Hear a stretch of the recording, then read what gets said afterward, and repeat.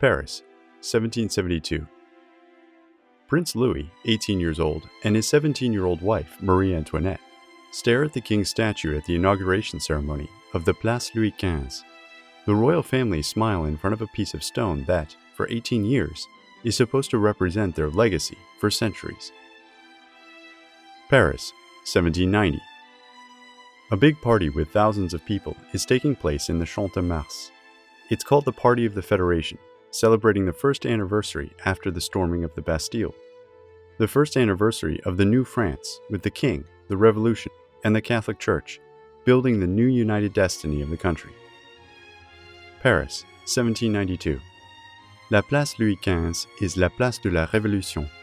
A sharp weapon starts a new stage of the revolution. There is no place for the old France. The bloody guillotine is falling ruthlessly to the neck of the monarchy. It's finally over. The age of kings is coming to an end. Welcome to Intrigued Mind, and join us today as we look back at the French Revolution, the bloody story of a failed constitutional monarchy. When Louis XVI was only a 15-year-old prince, he was forced to marry the Austrian Archduchess Marie Antoinette. This couple was the confirmation of France's political alliance with Austria, even after their defeat in the 7 Years' War. How about being 15 years old, just married, and having the destiny of one of the world's most powerful countries on your shoulders? Things only got rougher 5 years later with the death of King Louis XV, when a 20-year-old shy prince became King Louis XVI. France had financially supported the independence of the United States of America, but after many wars and internal conflicts, France was in financial ruin.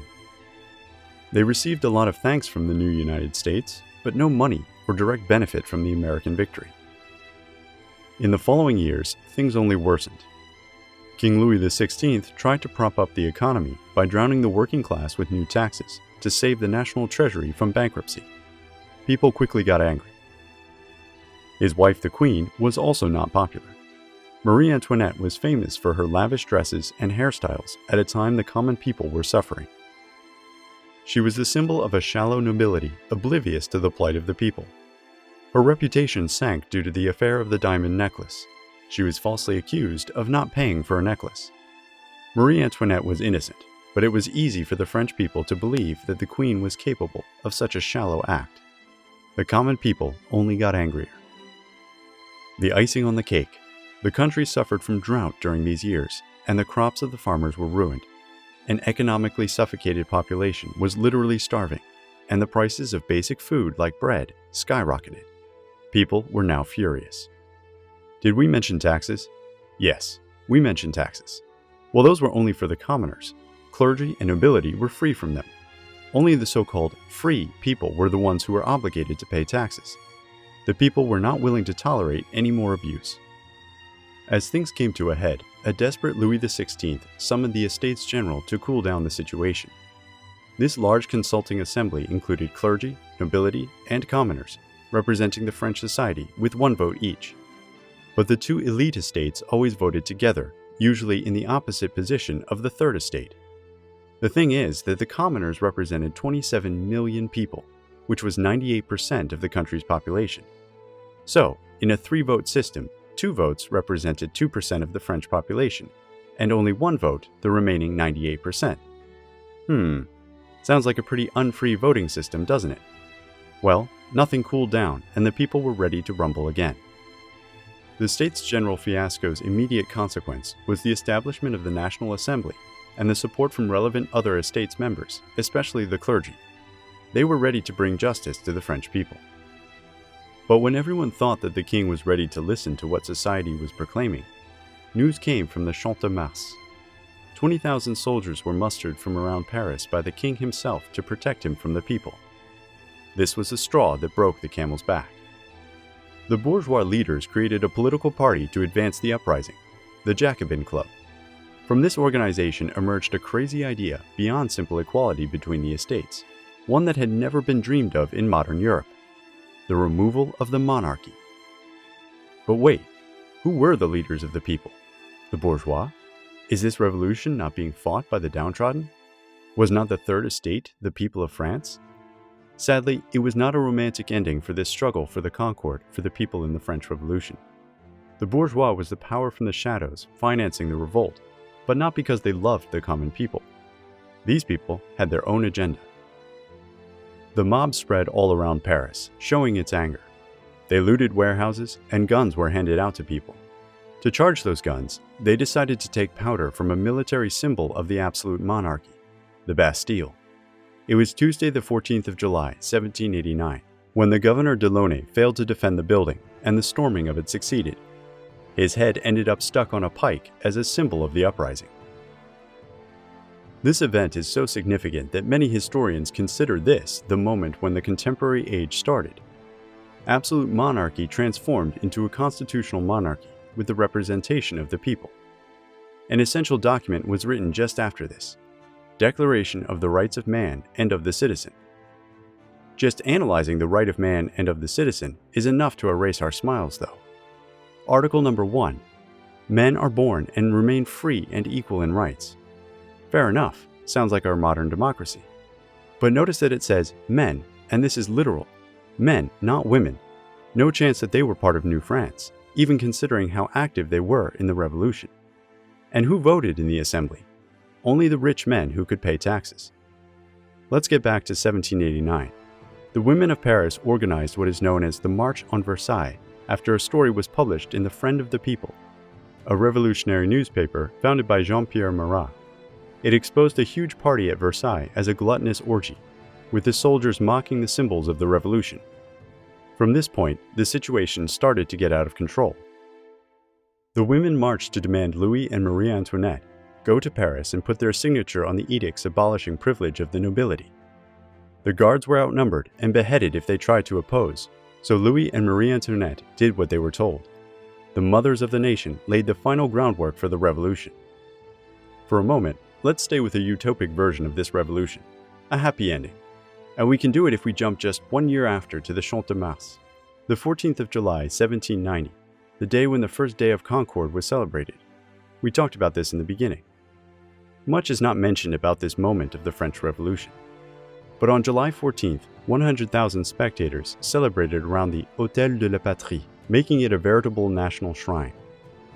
The aim was to honor the new constitutional monarchy and the union of the Catholic Church, the Revolution, and the King. That first national holiday ended with an incredible illumination on the vast promenade known as the Champs-Élysées, an image of peace and celebration that would soon crumble like a house of cards. After a period of changes following the decisions of the new National Assembly, Louis realized that he had become a puppet of the revolution. On the 21st of June, 1791, he attempted an escape to Austria with the Queen. The idea was to restore his power fighting the revolution from exile, but he was captured in Varennes and sent back to Paris. People were shocked at this attempt, and Louis was accused of high treason. Weeks later, the radicals obtained a majority in the Assembly, and they officially demanded Louis XVI to abdicate. But not everyone agreed with a total abolishment of the monarchy.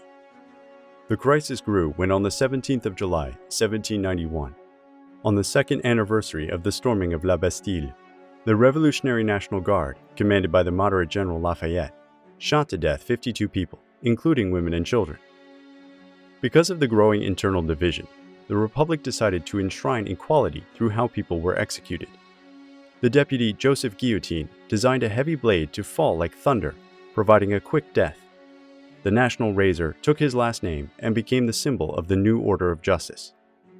Other large European countries feared the revolution would spread to their countries, so they began to threaten France. But this just increased the revolutionary flame. The mob again stormed the king's palace, with hundreds of members of the National Guard and Royal Guard killed in the process. Louis XVI escaped to the National Assembly, renamed first as Legislative Assembly and then as the National Convention, now under the leadership of Robespierre and the Jacobins. But the king only found his death sentence. They decided to suspend the monarchy, and King Louis XVI became citizen Louis Capet. Louis went on trial and was found guilty of treason. His punishment was decided in a close vote, 361 votes against 360.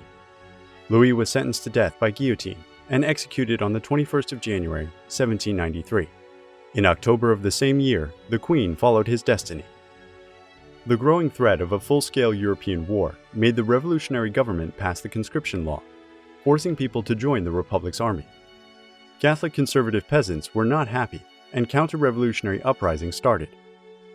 The young and unknown Captain Napoleon Bonaparte was promoted to brigadier general after succeeding in suffocating the revolts. Yes, the same guy that years later became dictator. Do you remember the journalist Jean-Paul Marat and his newspaper, The Friend of the People? All this time he encouraged the radicals, writing his journal from his bathtub, due to a chronic disease affecting his skin. One day, he received a letter from a woman called Charlotte Corday, with a list of traitors. Eager to publish it, he invited her to his house, but there was no list for Marat to publish. Corday was a conservative supporter and stabbed Marat to death. Corday went to the guillotine, and Marat became a martyr and an excuse for Robespierre and the Jacobins to begin the last period of the revolution, known as the Reign of Terror. The radicals believed that enemies of the revolution were everywhere, and so they created the Committee of Safety. This system was basically a dictatorship of 12 men led by Robespierre, with full powers to decide who was a traitor that deserved the guillotine. 40,000 people were killed all around France for suspected crimes against liberty. It essentially promoted anything but safety. The financial and military situation of the Republic did get better, and the internal opposition was silenced with the guillotine. But Robespierre became a ruthless dictator, even creating a new religion called the Cult of the Supreme Being. Robespierre's final move was to deliver a mysterious speech in front of the convention, accusing corruption within their own party. The next day, the party decided to put the terror to an end, voting the arrest and execution of Robespierre and 21 of his closest comrades. Many historians agree that the revolution ended here, but unofficially continued for another 5 years, with a corrupt government ruling the country. Uprisings supporting the monarchy grew, but guess who was in town at that moment? Yes, Napoleon Bonaparte. He had received a promotion to general, and soon thereafter started a new age for France as a dictator. The French Revolution was the spark for significant changes in the world order in the next 2 centuries. It was the symbol of the decadence of the monarchy as an institution, but it also showed how fragile human nature is when exposed to power, and how easily an apparently fair political system can degenerate into tyranny. Did you enjoy the video? We'd love to see you giving us a like and subscribing to our Intrigued Mind channel. We are continually releasing new fascinating content with the most exciting stories about the past, present, and future.